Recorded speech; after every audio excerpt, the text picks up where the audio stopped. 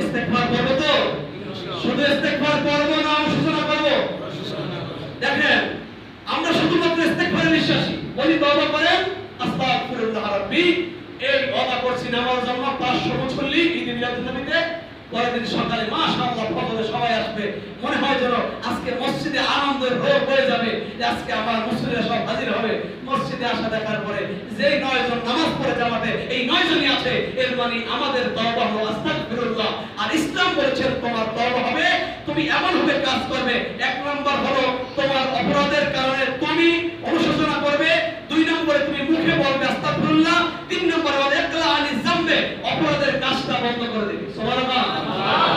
4 নম্বর হলো ইতমিনান আলা আন্নাহু লা ইয়াউদু, আর অন্তরে এমন ভাবে বিশ্বাস করবে আমার জীবনে আর কোনোদিন সেই গুনাহ থেকে ফিরবো না। এটার নাম হলো তওবা নসুহ।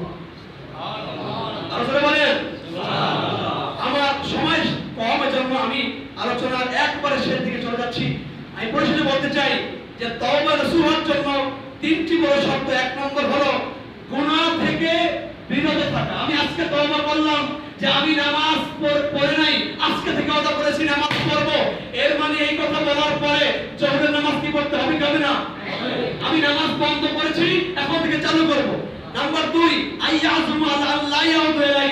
2 নম্বর ফুকাহায়ে বলেছেন যে ওই অপরাধটা জীবনে কোনোদিন আর করব না, এটার জন্য শক্ত নিয়ত করা, সেই নিয়ত কোনোদিন কেউ টাকায়ও না ভাঙতে না পারে। সুবহানাল্লাহ।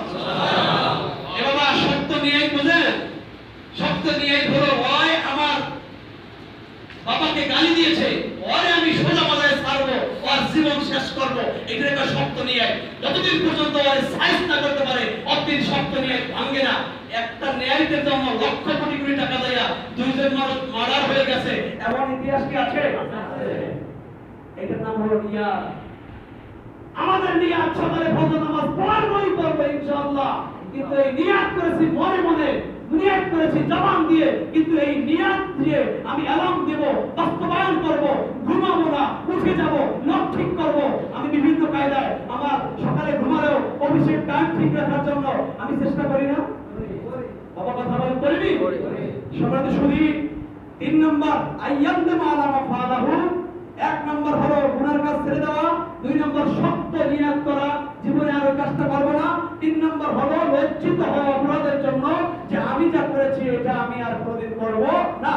আর এই 3টি অপরাধ জানার পরে ফুকাহায়ে কেরাম বলছেন যদি কারো মানুষের যদি আল্লাহর হক হয়, নামাজ পড়ে না, রোজা রাখে না, পর্দা করে না, সুদ খেয়েছে, ঘুষ খেয়েছে, যদি নিজে আল্লাহর হক